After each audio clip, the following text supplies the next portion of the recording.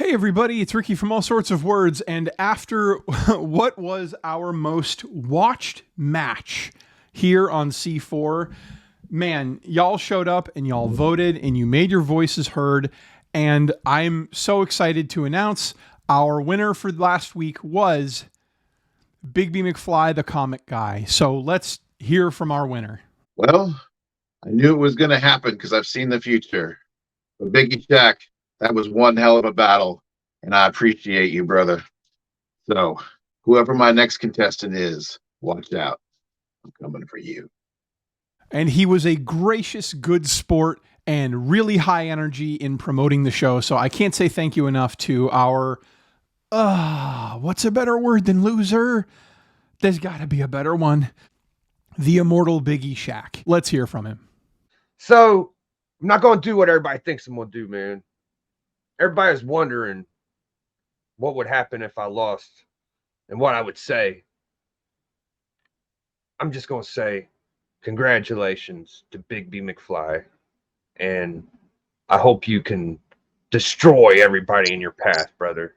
Okay, now I've done a pretty good job at formatting how this show is going to look, right, every week. The episode begins, and it's me announcing who won and who lost from the previous week. And at the end of the episode, I always have a little bit where I say, hey, here's who's going to be here next time, a promo for the following week.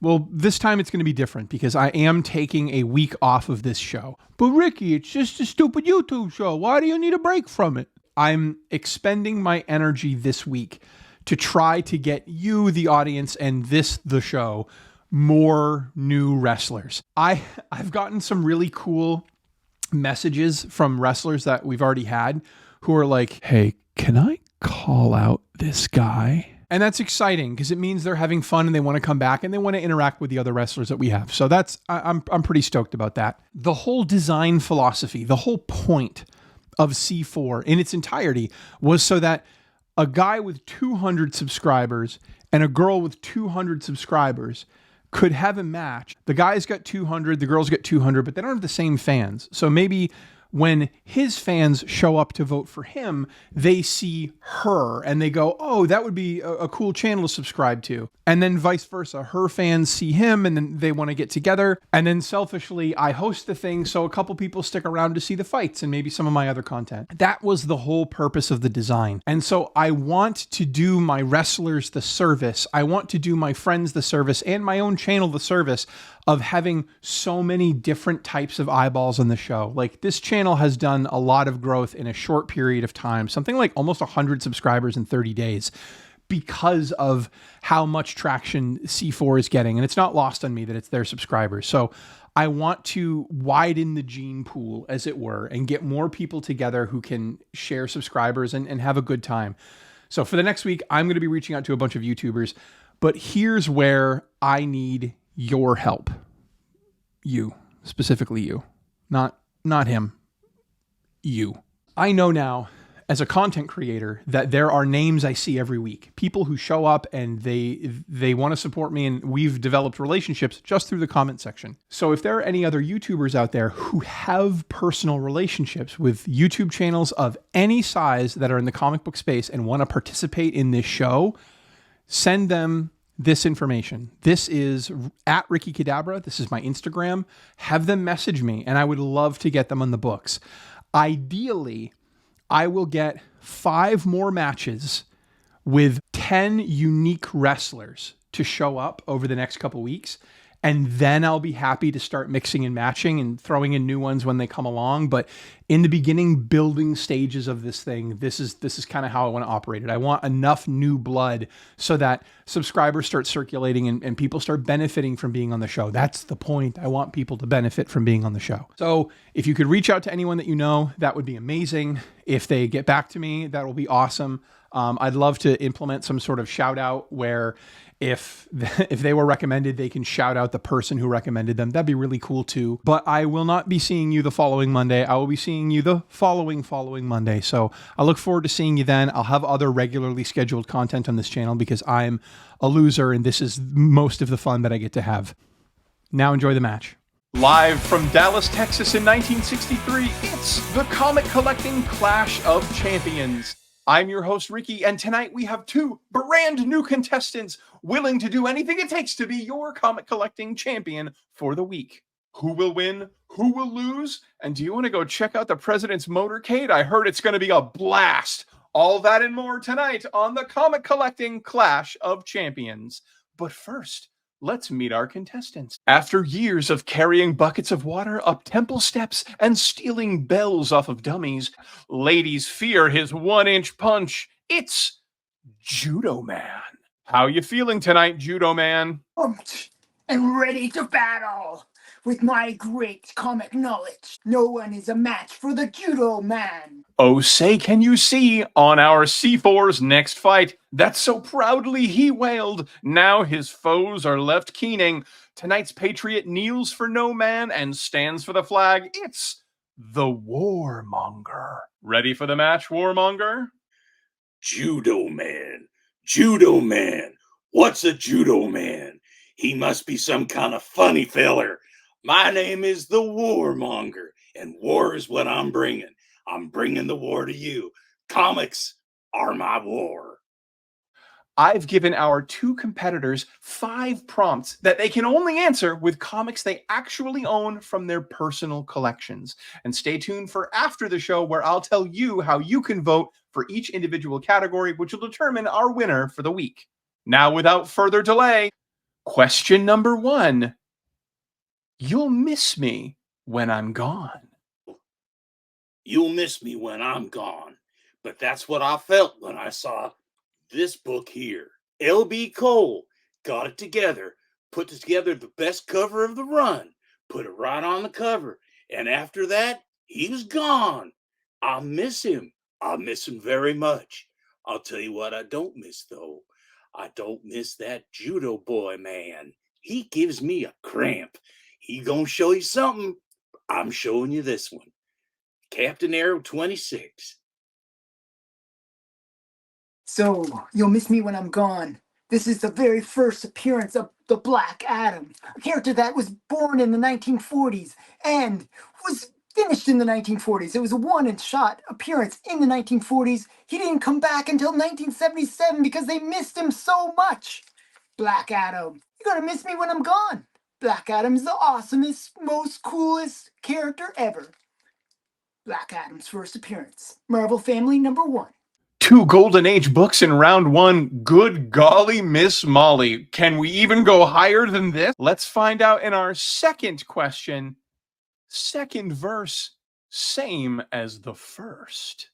Well, there was a race between 2 gods, Superman, the Flash, and it all started in this book. The verses, Superman, Flash. Who will win?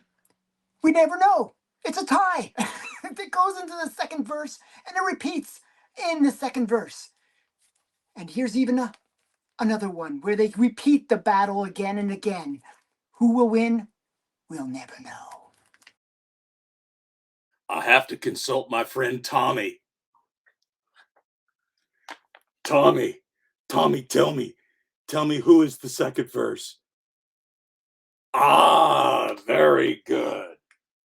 The first verse is Detective Comics 27. That was when Batman came around. Here's the second verse.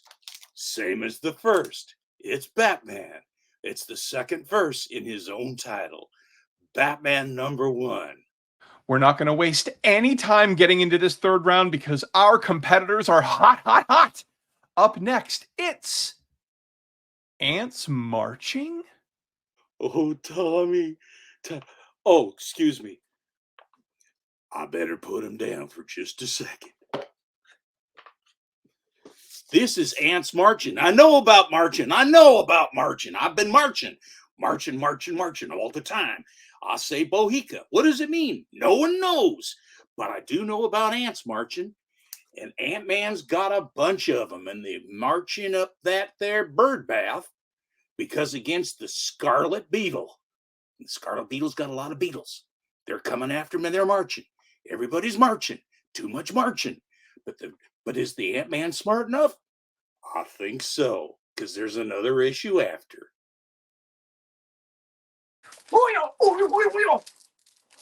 What's that marching sound? Well, it's the ants marching to get Henry Pym, the first Ant-Man. Look, they're marching so much they're going to have him join in the parade. Look at those ants. They're marching into the ant hill. Tales to Astonish, number 27. First appearance of Henry Pym, the Ant-Man. Now, let me take you behind the curtain for a second here, folks, because I'll be honest, I come up with all of these prompts out of my ass. But when I knew we were going to have these two combatants on, I actually wanted to pick something specific that I knew would pique their golden age interests. And so, it's time for a nuclear winter. Nuclear winter. What is more nuclear than the nuclear man himself, Firestorm? And what is more wintry than Killer Frost, the kisser of death? Look at her. Look at all the destruction she brings. She's worse than a nuclear man because she can freeze nuclear man. The Firestorm experiences a nuclear winter with her loving kiss. Nuclear winter? It's something I've been waiting for. I heard about it a lot of times. Because as a warmonger, what's better than a nuclear winter? Well, I'll tell you what it is. It's World War III. Yes, sir, we got an atomic bomb right on the Capitol. Sometimes I think that's probably a better thing to have happen to them. But I can't talk about that now. What is it, Tommy? Leave me alone. I've got busy. So I got this book here. Atomic war. It gets cold with an atomic war. Nuclear. And that poor judo boy, man, in his bathrobe kimono, he must get awful cold in a nuclear winter. This is it, folks. The last question. Do they even have enough gas in the tank left to get them across the finish line? We're going to find out who's never going to be heard from again. Never to be heard from again. You think that would have been happening after a nuclear winter, but it didn't. We're still here. We're still talking comics, and I got another comic. It says here, never to be heard from again. Well, one of the best men I know is Frankie Frazetta, and he's a great, great artist. And this is one of the only, if it is the only book he ever did, everything in it. Him and Gardner Fox wrote the whole thing, went through it all, did the whole book. And then he wanted to do it again. And the editor said, no, Frank, you got to do it our way. Frank said, forget you. And he says, pound sand. And then that was the end of that. And we was never heard from again. Look at this. We had Frank Frazetta, could have been in here for a whole bunch of books. 10, 15, 35, 40 books. But Tommy, be quiet. I just think it's important to make sure you see this. Tommy.